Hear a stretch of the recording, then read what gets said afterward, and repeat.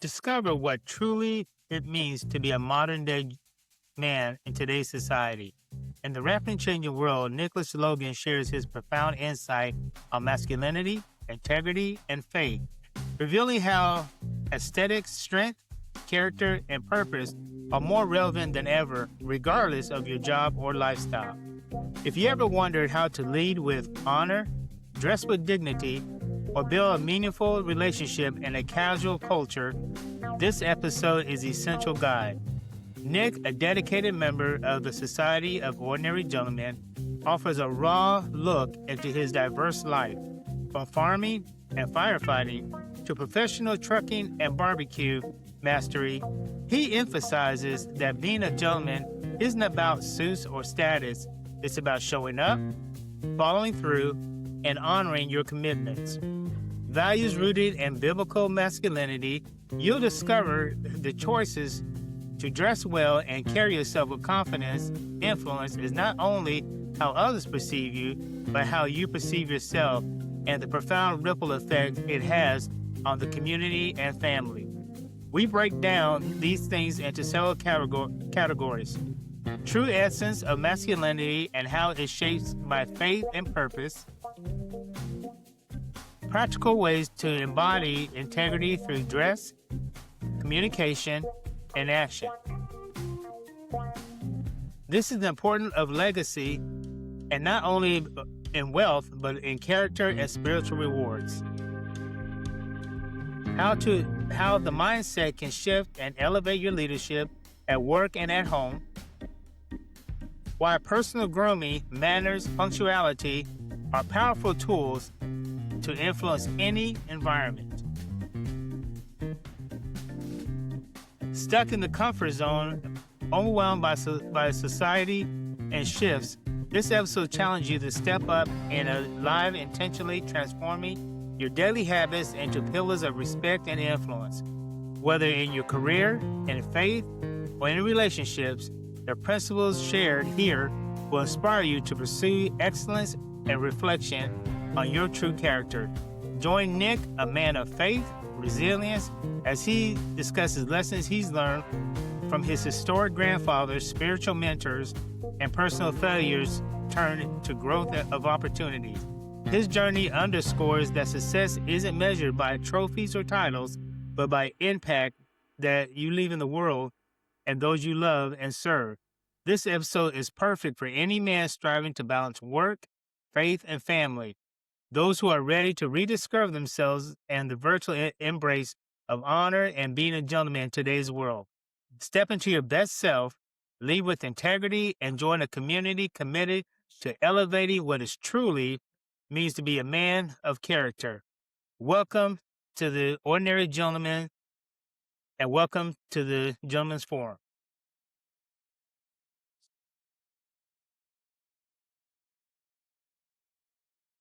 Not every conversation needs to be loud.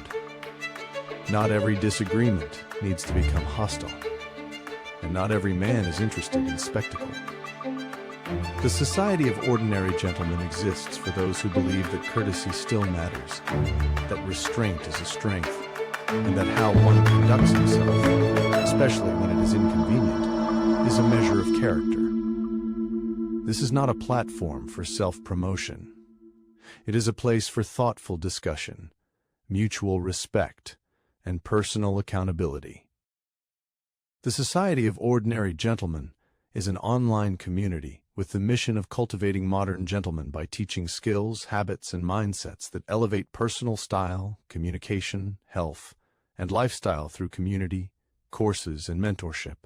Membership is open to adults willing to uphold these standards. Good afternoon and welcome to the Gentleman's Forum. My name is Anthony Bunton and I'm the Managing Director for the Society of Ordinary Gentlemen. And we are happy to have this afternoon with us one of the members of the Society of Ordinary Gentlemen, Logan. And I had the pleasure of meeting Nicholas a while back, and it's just an honor to be here. And I want to personally welcome him. And I think it's going to be a great and interesting podcast today. We're talking about the modern day gentleman, and also from somebody who's a Christian. Now, we're not here to push religion, but I do want to get an understanding and get a viewpoint from another person who is in the society, and also how they deal with things in their life, not just as a gentleman, but in their faith as well. And everybody has different faith and different beliefs, so this is just an opportunity to get an understanding. And this is going to be the first of many podcasts that we're going to be having. So, Nick, it's great to have you aboard, and welcome. I'm glad to be a part of this, and glad to have this discussion today. So, Nick, if you can give us a brief introduction about yourself. So, born in Tennessee, raised in North Carolina. Both sides of my family are from southeastern Ohio. We moved back up here before my grandmother passed away. So, I drive heavy haul semi, water bottles, dump trucks, plow trucks, heavy equipment operator, landscaper, environmental technician, volunteer firefighter. So, I do a whole lot of different interesting jobs. We also farm, so fixing fence, taking care of livestock and moving and selling animals and putting up hay. And so there's a little bit of that background. I'm like a 15th-generation farmer. So growing up, my great grandfather had 15,000 acres. So fortunately, we don't have him anymore with us. So we only have the 3 acres left on our side of the family. But on my wife's side of the family, we still have 500 acres. So I farm and help them side of work. And then also with my parents on my side, they have a barbecue business now since my parents were retired. So I'm a barbecue pit boss professionally on the side on the weekends with them when we're busy with that all throughout the year. And I'm married, got 6 spiritual daughters, the first being my stepdaughter, and then I've got a godson. So they're absolute blessing. I have a bunch of nieces and nephews from family, and then I also have spiritual nieces and nephews from a Christian camp that the wife and I are both a part of as a spiritual aunt and uncle for. So we're constantly busy and running all the time. Today, we want to talk about what it's like being a modern day gentleman. And I know, there's many gentlemen out here that, they feel that because they work in a job that's not white collar, and because they might work in a field, or they might work in a warehouse, that it makes them less of a gentleman. So I want to ask you, Nick, what does masculinity or being a gentleman today in today's world mean to you? So being a gentleman in today's world is, like you said, it's not just the wearing of the suit. Yes, this was a thing back in the 30s and 40s, 50s. We've gotten away from that. Our generations from then have gotten a little bit, fortunate, lazy, as per se, but that's the entire world. That's not just, one country, one city, whatever. It's we've gotten more relaxed and more comfortable. When we're comfortable, we're not learning. We're not trying. We just sit in this comfort zone. We don't want to move forward. So one thing I've learned, and I'm going to show this with everybody. So I am part of a Men's 33 study. And it's literally the study on biblical masculinity. And the point of understanding where masculinity came from, what men's true calling was from the beginning of time till now. And that's really shaped my foundation of where I stand, how I'm a husband, how I'm a father, how I'm a step parent, how I'm an uncle, how I'm a blue collar hard worker. And it goes back to the family I came from. I did a DNA test and I dug back into my genealogy because you don't know where you're going if you don't know where you came from. So I've seen the generations and the times that my families have gone through, and I stand back and I look, and I'm like, well, okay, who am I compared to that? And then I learn from what they've been through, and I decide I want to be better than that. I want to give my family a better start. I don't want them falling in my tracks. I don't want them making the same messed up mistakes that I've made. I want them to learn from that what I'm teaching them. And granted, they're going to make their own mistakes. That's just life. We learn and we move on from it. We make mistakes, but we learn from them. If we use the word fail, it means we've totally given up. We've thrown in the towel. We said we're quit. We're done. And we can't do that. That's not even being a man. I mean, come on. We have to pick up the ball and we have to say, okay, I want to be uncomfortable. I want to learn from where I've made these mistakes, step up and do better. And that's the decision that I made when I joined the gentlemen's group on here with Anthony and a bunch of other great men. So I decided that I wanted to make a difference for myself, for my family. I wanted to know what I was called for. I wanted to do better. I didn't want to sit here and be comfortable. I wanted to step up and step outside of what I was. I didn't fully know what I was called for as a man Sure. because no one explains that. They do not teach this in school. We miss Sure. out on this. They have sex ed and physical education classes, and they still don't teach you what you're supposed to do. I hate to even bring this up, but we've been lied to that, or at least here in the US, that you can be whatever you want to be. Yeah, that sounds great, but we all know that's not going to happen. That's not truth. There's health, there's physical abilities, there's disabilities, there's all kinds of stuff that comes up. And Right. yes, if you're driven, you can do great things, but it's not about chasing money and chasing trophies and getting a pat on the back. Where I store my stuff is eternal. I store my awards up in heaven because I know someday I'm going to leave this world. This up on earth is not coming with me. It's not. It's common sense. Let me ask you a question. As a modern day gentleman today, and you stated that you joined the Society of Ordinary Gentlemen. How does that reflect on you and your in the work environment? We know that this journey is not a short term. As gentlemen, we're constantly evolving. We're constantly growing. So, how is that working for you? It makes me try harder. As Anthony already knows, and some of the other gentlemen, when it comes to blue collar work, I buy the absolute top line, best brand name work gear that there is. And yes, 3/4 of that is that the gear gets me home safe to my wife and my girls, gets me home safe to my nieces and my nephews. I don't want to come home beat and bruised and bleeding. And so I buy the absolute top of the line. I don't care what it costs. I've got thousands upon thousands of dollars worth of work gear, from FR fire retardant gear to construction to coal mining to firefighting.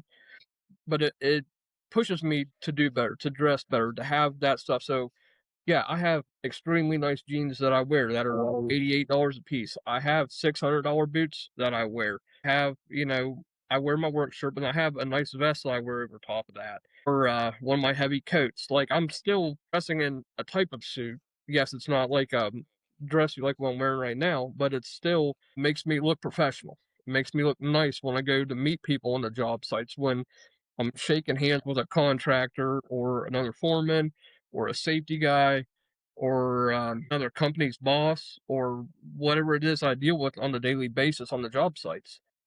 So basically, what you're telling me is that even though when you're at work, you can still dress as a gentleman, whether it's in a uniform or after you get out of work. There's a lot of men that say, "Well, by the time I get home, I change clothes.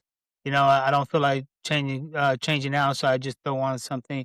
By the time you get home, especially being a truck driver and hauling stuff, do you go home and if you're gonna go out to eat or go to the store, do you take the time to dress up, or do you just grab something and throw on? When I come home from work, I get a shower, get cleaned back up, reshave, and I grab one of I think I have 9 suits now. And it's not just about the suit. Yes, I feel great when I'm in a suit. It boosts my personality and who I am, and it makes me feel better about myself. But it's so much more than that. So it makes me look nice with my wife. It ups my wife's level because I'm with her. Sure. Now, other people probably aren't going to look at that, but it's a thing. And it's not just that, it's my suits don't weigh nearly as much as my work gear. My work gear weighs a lot, and it's strenuous, and it puts pressure on my legs and my feet and my ankles, and I have to go see a chiropractor for that stuff every week. So when I get home, I'm in lighter weight clothing. Yes, it looks nicer, and that's great. That's the point of looking nice. It's just I don't have all that extra weight on me. I don't have to try as hard to walk and step and go up and stairs and get in and out of cars, but it also holds the people around you accountable, that when they see you dress that way, they're going to automatically mentally in their brain go, "Oh, I should hold the door for that guy," or "I should move my car so he can get to that fuel pump," or "I should speak better with my manners." There's a flip that gets switched. They don't mean to do it, but it happens. Sure.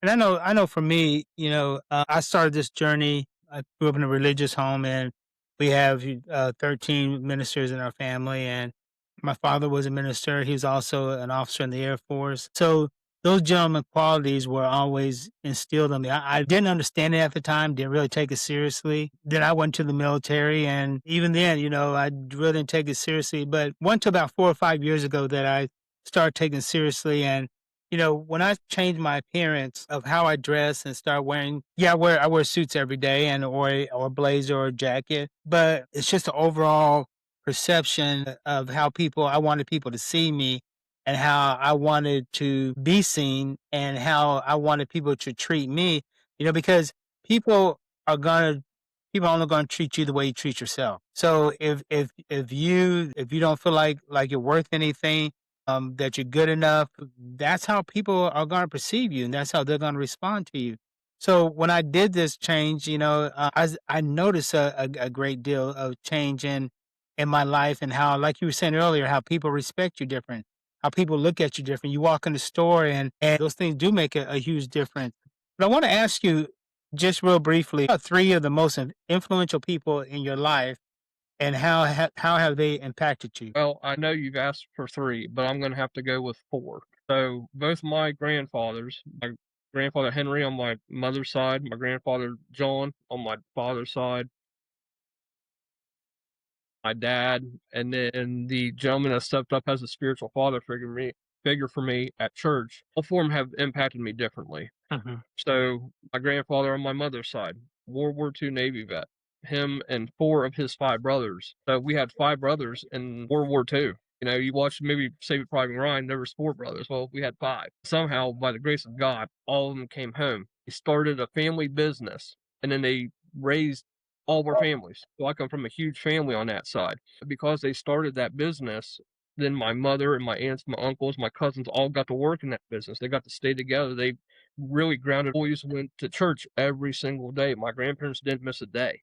On my grandfather and grandparents on my father's side, grandmother had 13 different autoimmune diseases that she got right when I was born. My grandfather worked 3 jobs nonstop. He didn't sleep. I don't know how he did it. He was literally, when you say the word Superman, that's the guy. That's, wish I had the real words to even explain what he did. But he would go work 3 jobs and then go to the hospital and be with my grandmother. And sometimes he would rip the heads off of the doctors. And I mean, it was a battle for 25 years before my grandmother ended up passing away. But that man had no stopping him, had no quit. He loved our family. He loved my grandmother. That was huge in my life to see that. He stood tall. He never broke. He seen him cry and yell and scream and all that, but he was the man that I wanted to be like. He carried it right. He tried so hard. He dealt with everything and he never let it out. He kept it bottled up. And I'm not saying that's the right way to do it, but he Right. did. Then next is my father. He was a football coach and a head track coach at the college level for almost 40 years, and he just retired be 9 years ago. And then we've got this barbecue rig now, this custom built over $100,000, and because we had started doing barbecue 23 years ago, everyone kept on us. They're like, "You ought to go professional. You ought to," and so we did. But then God put his hand in it, and he has worked so hard, and he's got bad knees and stuff that need to be replaced, but he's still fighting through the pain to keep doing this because he cares about the people that we feed, and he cares about the people of our community and giving back. And my mother has been a special education teacher or children multiple disabilities for the last 42 years. She's going to retire here in the next, I think it's 14 days. But my father has taken his football kids and his track kids over to help with her students and go to her plays that the kids put on, and they have such a strong marriage. They were high school sweethearts, and guess what? They're still together. Other That's couples don't carry that. You know, people even here in our hometown look at my parents and they're like, "We want that. We want that kind of relationship." And so my mother's gonna retire from her full-time job, and now the joke is she's gonna be full-time cooking barbecue with my father, which that'll probably be the truth. But she enjoys doing that. She enjoys being around the people, and they've made this great uh collection of friends and colleagues, and they just care so much, and they give back to the community, helping feed children during the summer, and they're coming with our barbecue rig to help feed the children from our Christian camps that the wife and I are part of. They came up for one of them last year. And these kids have never had just great homemade food like this that right. has hard work and love put into it and prayer. And so now my parents are becoming part of this mission that the wife and I were called into. And lastly is this guy named John that stepped into my life about 3 years ago.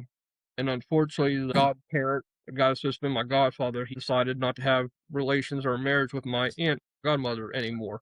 So he stepped out of my life, and God saw what was going on and had this guy and his wife step into my life and my wife's life, and he's been discipling me for the last 3 years. Let me tell you, he's harsh on me now. I'm not even a kid. He teaches us 33 study, and he taught another study before that, just me and him one on one. But he shows up as a spiritual father figure right when I needed him, and has taught me so much and to help me grow. I've got the steep learning curve, and it's not just spiritual stuff, it's just stuff in life and jobs and, using our morals and our ethics and our values at work. And he's really helped to teach me that stuff. Right. So they've all been just a blessing in my life. That's awesome. Who would be the first role model for a healthy relationship or leadership that you would say? I would go back to my grandpa Logan. He Mm. loved my grandmother. He right before she passed away, like the year before that, they went and renewed their wedding vows. And he made, like, yeah, marriage isn't easy, but by God, he worked at it and he tried and he fought blood, sweat, and tears. And he's had people that's robbed him and have stolen one of his work trucks, and he dealt with it. He didn't get mad and angry and all that. He dealt with it like a man does, and filed reports and turned all that stuff in. But then he farmed outside of even doing the 3 other jobs that he worked. But also because of him, his skill level. I don't know if people understand this or not. So if you have a certain skill, it's usually passed down through generations. So like I drive truck and I operate heavy equipment. Well, I'm a 6th generation person in that. So because of his skill level, it got downloaded spiritually into me, and it made me better at what I do. It made me safer. Yes, there's sometimes I do some sketchy stuff that would make everybody listening pull their hair out. I assure. How would you hope that people would remember you as far as a legacy? So legacy we think of as this worldly thing. Legacy to me is not that. It's not the money, it's not the job title, but it's the standing in the gap for people. It's the showing up. It's even your spiritual rewards in heaven, having the eternal stuff that actually and truly matters, because you know that you're going to get a blessing down the road, but you don't do it for that. I want my girls to know that I showed up. I want them to know that I stood in the gap. I want them to see how hard I work and all the hours I work. I'm working 15 to 16-hour days every day. I'm literally putting it down. And You want to be remembered by your spiritual faith. that, and my hard work and being a good husband, that's where it counts. Awesome. Having said that, what is a belief that you held 5 years ago that you had to unlearn or outgrow? Our personal feelings, how we deal with sadness, people passing and death, anger, hurt, all that kind of stuff. So Right. human beings tend to run on their personal feelings. And I've come to learn over the last few years that you can't do that. That's not what they were meant for. They were meant for when you're feeling things, you need to get into your spirit. Yeah. And when your spirit's telling you to do something, then your feelings need to back up what your spirit is telling you. You don't Right. need to be acting automatically on your feelings, because if someone gets hurt, they want to automatically explode on someone else or yell or throw them underneath the bus or make some post online, and we're not doing that. We're men. We're better than this. We have to kind of. I'm not saying to lock out away, but we need to deal with this better. I have to take this stuff for me, take it to God, and I have to pray about it and see what He says about it, and I give it to Him, because I'm not going to sit there and carry this. I'm not going to let people hold chains over me and bind me down. I'm not going to do that. How would you structure your day to maintain a healthy work and life balance? So my day starts up. I'm at 4 a.m. every day, and I look in the mirror, shave up real quick, get my work clothes picked out and put on, start the car, let it warm up, get dressed, get my cologne, my beard oil put on, make sure I have everything together that I need for the day. Then I'm out in the car, and then when I leave from house, I have an hour, 15-minute drive to work before I get my rig. So that whole time I am praying for my family, I'm praying for my kids, I'm praying for my nieces and nephews. I'm praying for my parents. I'm praying for my god brothers and god sisters. I'm praying for friends, coworkers. I get in prayer for a good hour or so. And I just if there's any other struggles or anything that's going on, I give that stuff to God. I say, Lord, this is what I'm dealing with. I need you to take this, get in my head before this world gets in my head today. If God gets in your head first, you're going to have so much less drama and emotions and all that stuff. I want God to just clear my mind out, clear my heart, and it just makes my day that much easier to start. Right. So, having said that, what would be one small habit that you would say that has had a great impact in your life? Well, it's not just going to be one, but it's going to be 3. So it's going to be the way you look at someone in the eye, your handshake, your word have to be gold. That's an old school thing. It's not taught nowadays. So my grandparents carried this, and it's gotten handed down to me. So when I shake someone's hand, I put it into a good, strong, tight grip, and I look them dead in the eye, and I use my manners. And when I tell them I'm going to do something, I follow through with it. And that's something else that's been left behind is we have to follow through, guys. It's that simple. Don't say you're going to do something and don't do it. Sure. Follow through. And see this a lot with a lot of men.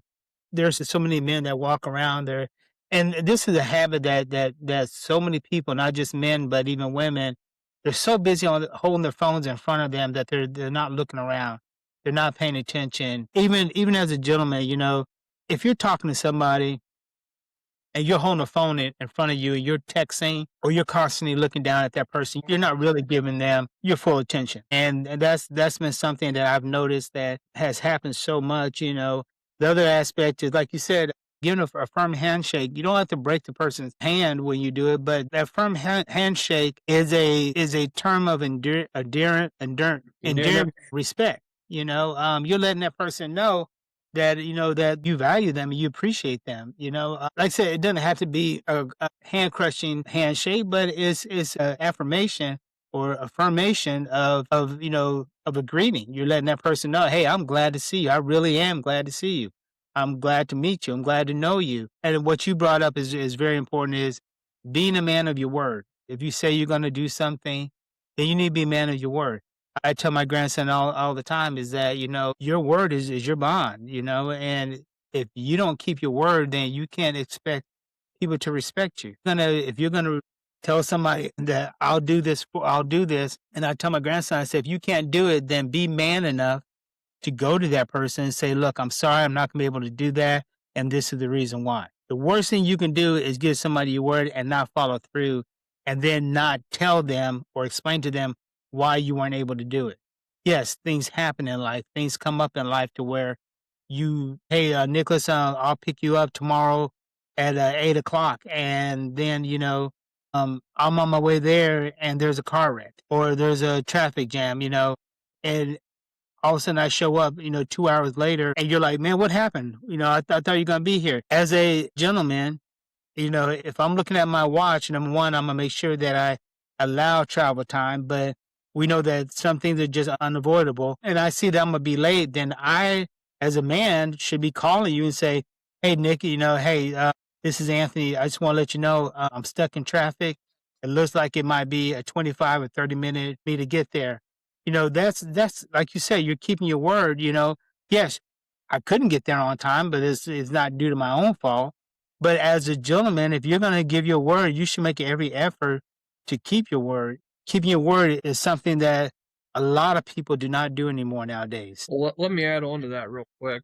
Glad you brought it up, but communication skills and public speaking have been put to the side so badly in our school systems. These kids, they don't know it. It's not necessarily their fault because everyone has different living situations. So Right. I don't know if parents or grandparents or aunts and uncles are teaching this to them or not.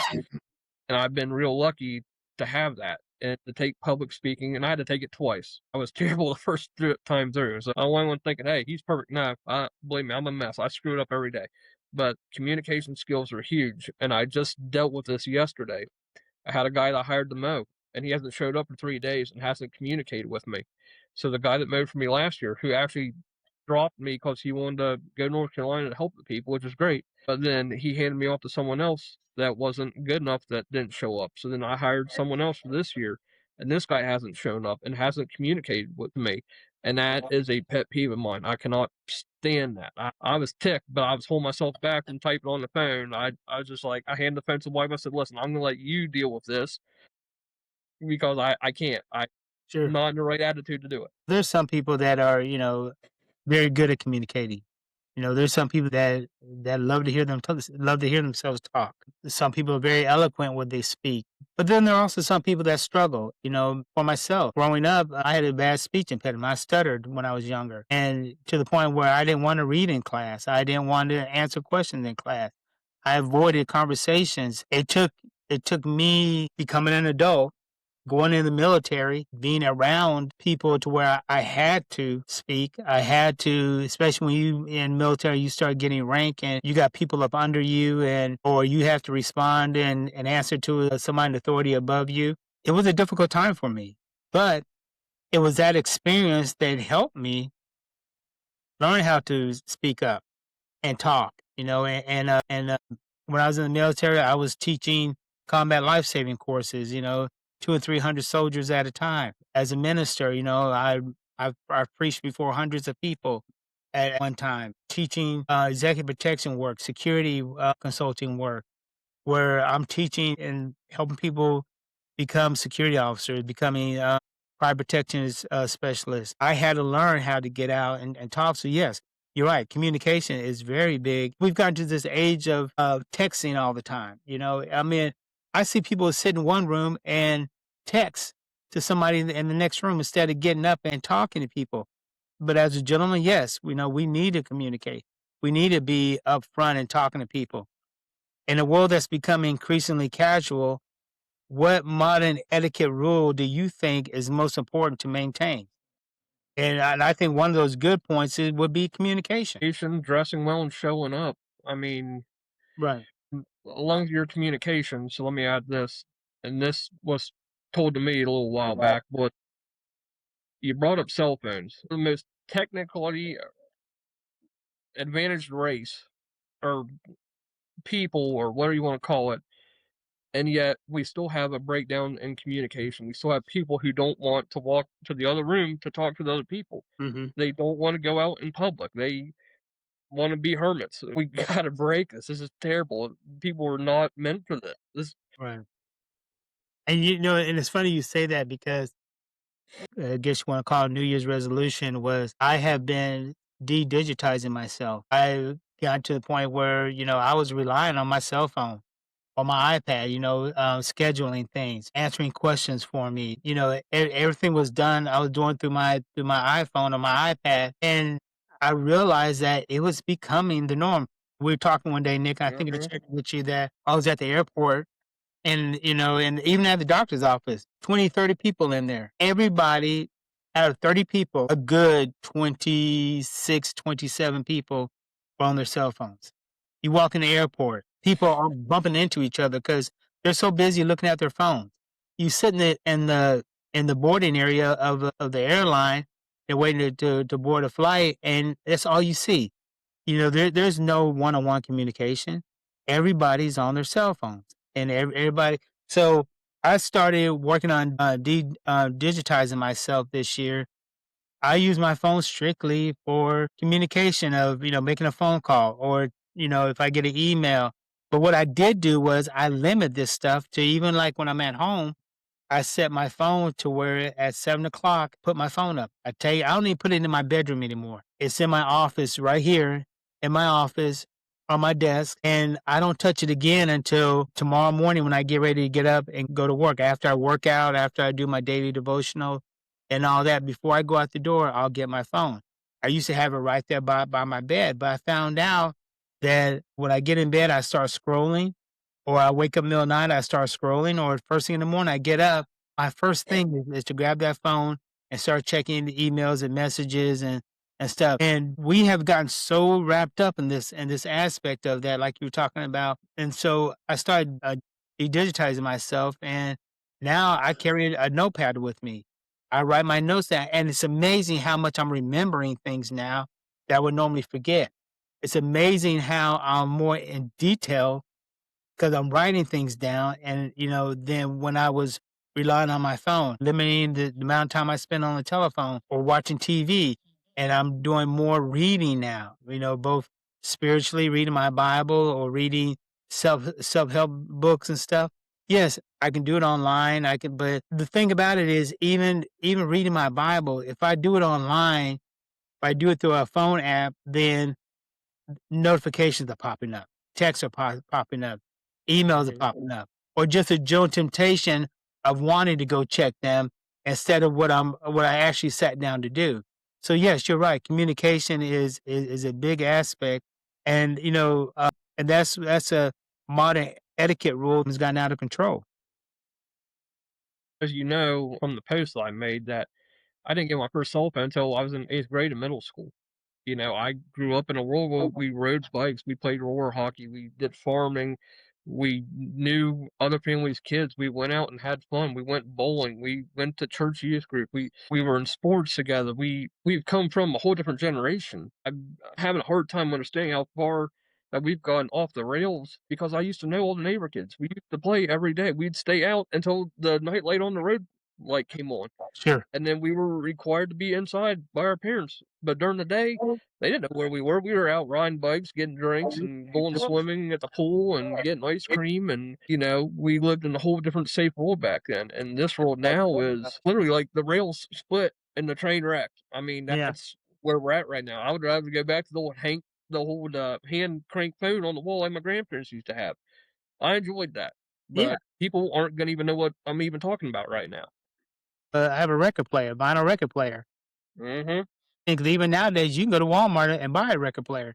You can buy vinyl records again, and I started buying and collecting vinyl records again, but it's funny you talking about the street light because we all know in our generation growing up, you had better be coming inside that door before that street light becomes full lit. If that street light got full lit, your behind got full lit. Old cherry wood. Go pick a thing off the tree and bring it inside. Exactly, exactly. But let's put this in a different perspective. What would you say would be one of the hardest lessons that you learned and what but was most valuable that it taught you? One of the hardest lessons. So 16 years ago, my wife had major back surgery.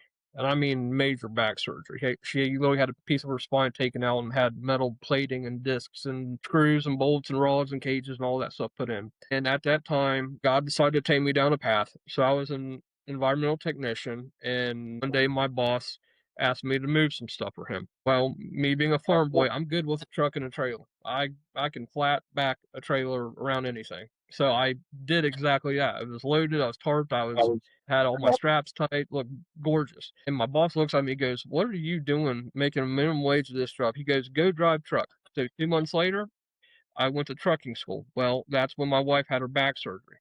So she had surgery in Marietta, Ohio.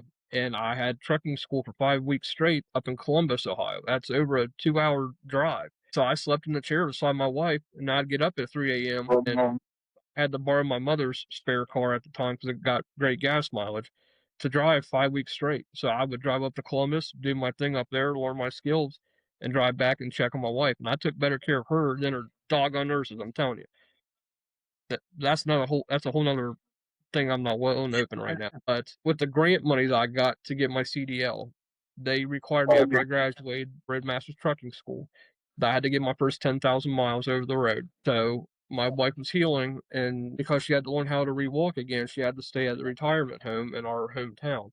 Well, at that time, because I graduated, I picked a flatbed company. The nation's leading one is called TMC out of Iowa.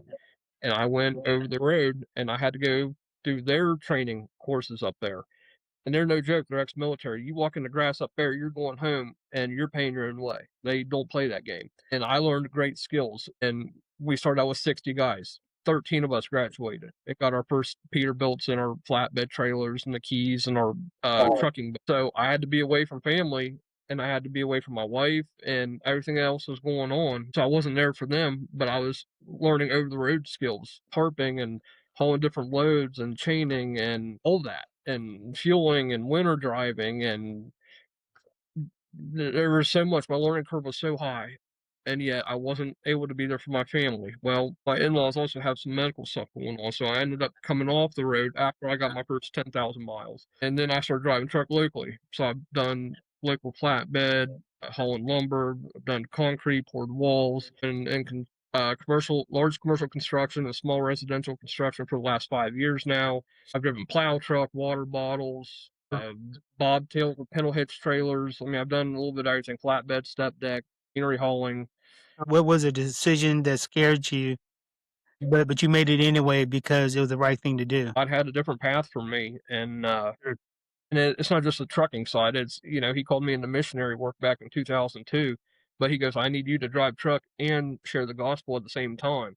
So it looks completely different every day for me. And every day, yeah, I have a little bit of nervousness that I carry with me, but I have to step out of that. I have to step up and over in that. To share the other day, I have a foreman that I don't know if he's going to stay with our company or not, but he was running a piece of heavy equipment loading my dump truck. And he stopped midway. I was standing outside the truck and he looks at me. He goes, "Hey, I got some questions for you." So I ended up sharing with him on a Friday for half an hour. And it wasn't me that started it. It was he had questions. I'd given him this little cross. I have these little crosses I hand out to people when I feel like I'm led to give something to them.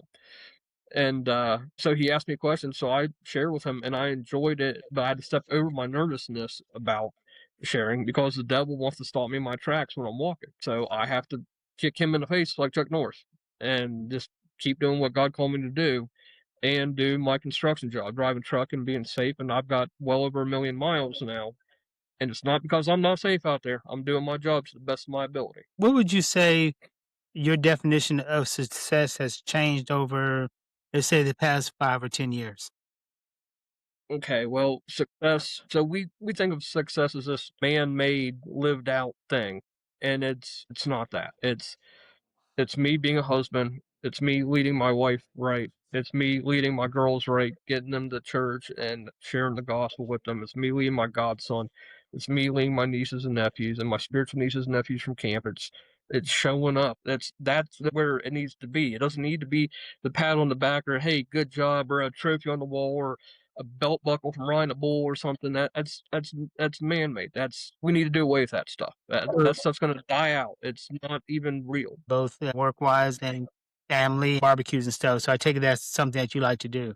Would you consider that a hobby or something that you're passionate about that most people would look at you and not guess would be? Hey, barbecuing can be a hobby, but we do it professionally. I get paid Sure. sometimes to do it. I get paid I get paid by food too. And I eat a lot of barbecue, let me tell you what. This is why I'm not skinny. Um, my other hobbies though would be I love mountain biking. This past year I just spent $600 to refurbish my mountain bike that my parents bought me back in the early 90s. So it'll last another 25 or so years.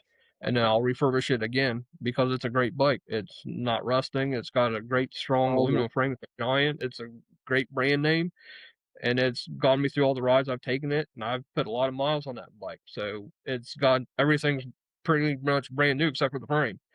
So new rack, tires, tubes, brakes, lines, shifters, lights, rack, brand new rear rim, water bottle holder, tool bag. I mean, I've literally replaced everything on that bike so I can continue to do mountain biking. And it's not just mountain biking, it's because I like to get out and even if I'm not on a trail, just ride and try to Sure. stay in shape and enjoy the outdoors. And then my other hobby is I like building model semis and I do model trains. And so I like to work with my hands. I've always been good with my hands. So I like to work on little intricate things I can put my mind to and really, uh, really focus on. I'm not one of these guys that likes to bounce around doing 1,000 things. I like to get my mind set on one. If you could have dinner with anyone in history, a historical figure, who would it be and why? So I thought about this and I wrote down President George Washington. Now a lot of people aren't going to know this. So he used to be a rider, a messenger for the British Army during the French and Indian War. So he was with another rider riding on a trail up north, and the Indians came out and tried to kill him. And there's a bunch of Indians, and they shot like 19 times at him. Now they took out the other rider, and they took out George Washington's horse, but bullets went through his coat, skimmed the edge of his hair. None of them hit him. So, and it's not just that. Then he becomes the president of our country. He leads armies through a real tough winter. He was a man's man. He was big and tough, and he used an axe to cut down the cherry tree, supposedly. But I mean, he's a leader, and God needed him where he was. So when he became president, this Indian chief had his guys bring him down, meet George Washington because he was almost on his deathbed. He goes, "I want to meet the guy that God's hand protected." He goes, "I had my guy shoot at you 19 times and all the bullets missed. And my guys are great marksmen." And that astounded me. I heard that literally like 3 or 4 months ago. And I was like, okay, they took that out of the history books. And so that just blew my mind. But them being at Valley Forge and dealing through the winter and losing guys and coming through that and going across the Delaware in midwinter to get at the British. I mean, the guy took risk. He took chances and he walked it out by faith. That's good. Just to hear somebody in history that had that type of influence on on so many people. And this is what our young men needed to hear about today. I got two more questions for you, but I already know that. I think I already know the answer to this one. What is the one book that you recommend to a friend most often? All right, well, you already know my first answer, so I will give my second answer. Um, it's not one book, it's the whole series, but the series from C.S. Lewis. I mean, The Voyage of the Dawn Treader and The Lion, the Witch, and the Wardrobe. And C.S. Lewis had faith, regardless if anyone knows it or not. Sure. And he made the videos. It wasn't just about some book he wrote that was some off the top of his mind. The lion represented God, the table representing the cross that Jesus died on, and then he resurrected and came back. I mean, it's a great storyline. It's fun to watch in the movie. My mother actually read these books to me and my little brother when we were traveling up and down the interstates and stuff. And we did a lot of traveling, so she read the whole series to me, and then I got hooked on it as a young adult. And then I bought all the DVDs and I've watched them all, and but just the lessons from them and the faith that the children in the movie and the story had to walk through that and become, kings and queens of this land, and to go into spiritual battle and make friends and contacts, and you know who you can trust and who you're fighting against, and it's the battle between good and evil. And we all know good comes out on top. I mean, that's common sense by now. Sure. So let me ask this in closing, as a gentleman, a man of faith, member of the Society of Ordinary Gentlemen, how would you speak to the people that are listening on what you think the Society of Ordinary Gentlemen has to offer to somebody that is wants to better themselves, want to become a gentleman, or somebody that wants to feel like they're a part of something. We talked before we're getting ready to launch the Junior Society of Ordinary Gentlemen for young men ages 14 to 18. And we're also excited about we're going to be starting the Ladies Society of Ordinary Ladies, which will be a society strictly for ladies to do the same thing that we're doing in our society. They will be talking about being ladies and being ladies in the modern world. And our goal is to try to bring back, the chivalry, to change the mindset of this world of how people look at men and women. Well, like we've talked before, it's not a brotherhood or a fraternity or something like that. It's not some social group. It's a group of gentlemen that have come together that want to be held accountable by each other. We want to do better by our families. We want to do better how we walk out life every single day. And so I joined this because Pastor Anthony had me come over from a different group that we originally started under. But it's about wanting more. It's about setting your initiative, being driven in what you want to do. You know, my great grandfathers and my great uncles, they dressed in nice suits and stuff when they ran their businesses. And they dressed like that outside of their businesses. They dressed like that at church when they were out in public. And that's why a lot of people know my family, is because my family walked it out. They dressed right. My mom even showed me a picture of my grandmother a couple of days, and she was a poser, and my mom called that out because she always posed for pictures, always had nice dresses and earrings. And my family, they didn't come from money. They were farmers. They worked hard for what they had. My grandmother grew up sewing dresses for my mom and my aunts and my younger cousins. But it's the point of, we want to walk that chivalry out, though. We want to have our handshake and look people in the eye and work hard and giving our word and following through with it. You know, we want these younger guys to come in here and join this and say, hey, we want to do better. We want to fully understand what it means to be a gentleman again.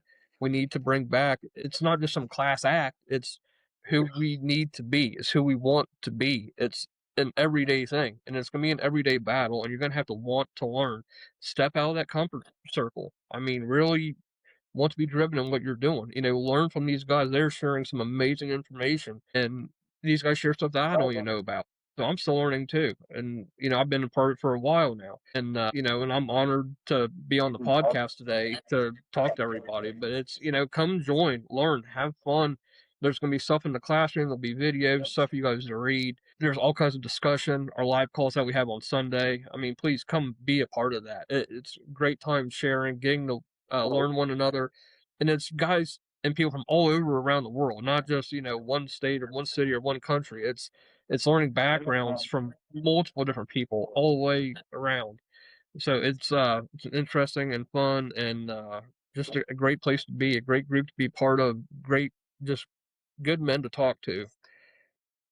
But Nicholas, I want to thank you for for coming on to the Gentleman's Forum. And, we met on another site. We were both looking for something more. And when I found the Society of Ordinary Gentlemen, I was so impressed with it, and I knew that this was something I wanted to be a part of, and we become good friends, and I wanted to share this with you, and so I messaged you, and then you came over, and it's been a great experience, and I thank you for coming on and taking the time to spend with us and sharing your journey with us on being a gentleman. Thank you so much.